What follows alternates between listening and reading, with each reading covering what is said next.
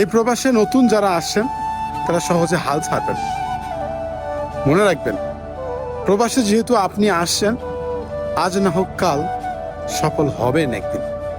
শুধু সময়ের অপেক্ষা, একটু কষ্ট করতে হবে। সফল হওয়া যদি এত সহজ হইতো তাহলে মানুষ ওই বাড়ি ভিটা বন্ধক রেখে এই প্রবাসে আইয়া গোলামি করতো না মানুষের।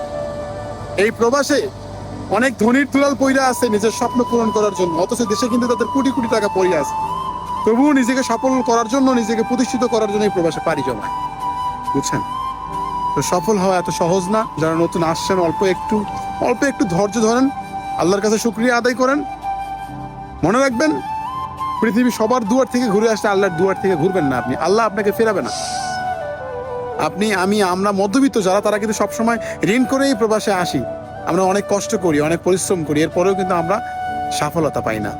আর একটা জিনিস মনে রাখবেন, আল্লাহ তাআলা যে জিনিসটা দেয়, অতি সহজে জিনিসটা দেয়, ওই জিনিসটা কিন্তু অতি তাড়াতাড়ি আবার নিয়ে যায়। আর যে জিনিসটা অনেক কষ্টের পর দেয়, ওই জিনিসটা সারা জীবন থেকে যায়। তো জীবনে প্রতিষ্ঠিত হতে গেলে কর্মজীবনে একটু সময় লাগবে, তাই হাল ছাড়বেন না ভাই। এই প্রবাসে আপনি যে পরিস্থিতিতে আছেন, আপনি যে পজিশনে আছেন, তার থেকে অন্যের দিকে তাকান, তারাও কিন্তু আপনার থেকে ভালো নেই। আসলে এভাবেই আমরা কেউ কারো জায়গা থেকে ভালো নেই। সবাই সবার জায়গা থেকে একটু না একটু সমস্যা আছেই, কোনো না কোনো প্রবলেম আছেই। তো জীবনে চলতে গেলে, হাঁটতে গেলে, সমাজে থাকতে গেলে প্রবলেম থাকবে রে ভাই। চলাফেরা, প্রতিষ্ঠিত হওয়া, স্বপ্ন পূরণ করা এত যদি সোজাই হইতো, তাহলে মানুষ এই সোনার শরীর নষ্ট কইরা মানুষের গোলামি করতো না রে ভাই। ঠিক আছে? আমার কথাগুলো একটু মনে রাখবেন ভাই। কেউ হাল ছাড়বেন, নতুন যারা আসছেন এই প্রবাসে কেউ হাল ছাড়বেন না। আমিও প্রথমে এই প্রবাসে আসার পর অনেক চিন্তা করতাম যে ভাই আমি কবে প্রতিষ্ঠিত হব। অনেক মানুষরা এত টাকা ইনকাম করে, এত টাকা স্যালারি পায়, এত অল্প দিনের মধ্যে আমি 1000 টাকা স্যালারিতে কবে কি করব। আল্লাহর রহমত যদি থাকে, যে 10 টাকা দিয়ে কিছু করতে পারবেন, আপনি 2 টাকা দিয়ে কিছু করতে পারবেন।